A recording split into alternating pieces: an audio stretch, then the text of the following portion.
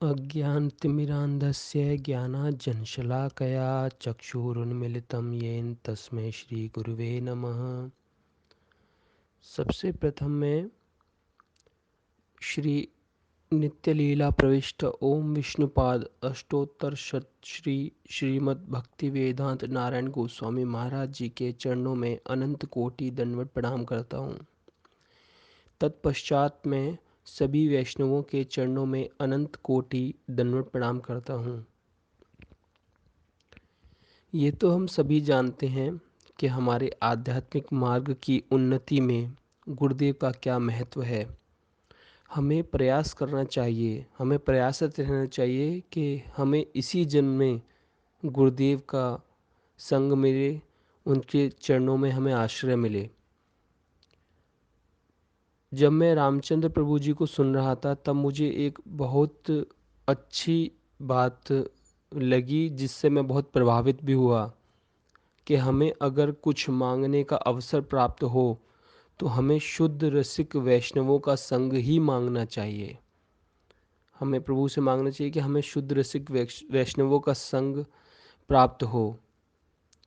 अगर ऐसा होता है तो ये ठाकुर जी की सबसे बड़ी कृपा होगी हम पर। रामचंद्र प्रभु जी ने नारायण महाराज जी के स्वरूप के बारे में हमें बताया।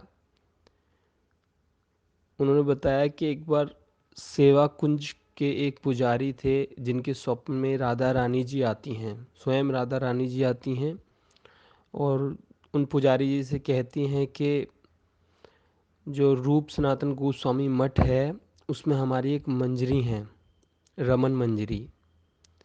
उन्होंने कहा कि उनका नाम नारायण महाराज जी है।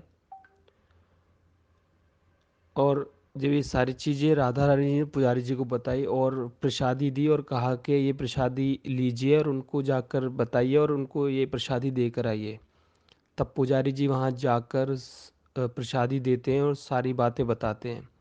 ये सुनकर मुझे बहुत आश्चर्य हुआ और मैं अपने आप को बहुत अभागा भी समझने लगा कि राधा रानी जी स्वयं और उनकी मंजरी और हम ऐसे अधम के हम उनके दर्शन नहीं कर पाए, उनके चरणों के दर्शन नहीं कर पाए, तो ये बहुत दुर्भाग्यपूर्ण है हमारे लिए, मेरे लिए तो है। मैं मानता हूँ ऐसा कि मैं अभागा हूँ बहुत कि उनके दर्शन नहीं मैं कर पाया।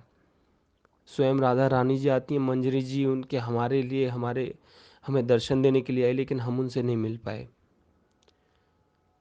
हमें हमेशा गुरुदेव के शरणागत होने के लिए प्रयासरत रहना चाहिए। अगर ऐसा नहीं होता है तो हमें स्वयं को अभागा मानना चाहिए।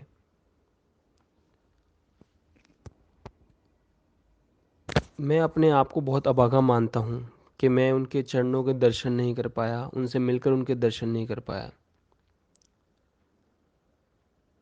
मैं गुरुदेव के चरणों में कोटि कोटि दंडवत प्रणाम करता हूँ और यही उनसे प्रार्थना करता हूँ बस कि प्रभु, हे गुरुदेव, मेरे जो अवगुण हैं वे आप अपने चित्त ना धरो, मेरे अवगुण चित्त ना धरो प्रभु, मुझे अपना लो गुरुदेव, मुझे अपना लो।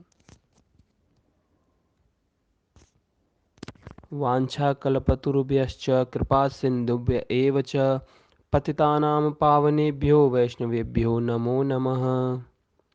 ये ऑफरिंग गुरुदेव के चरणों में मैं देता हूँ। हरे कृष्ण।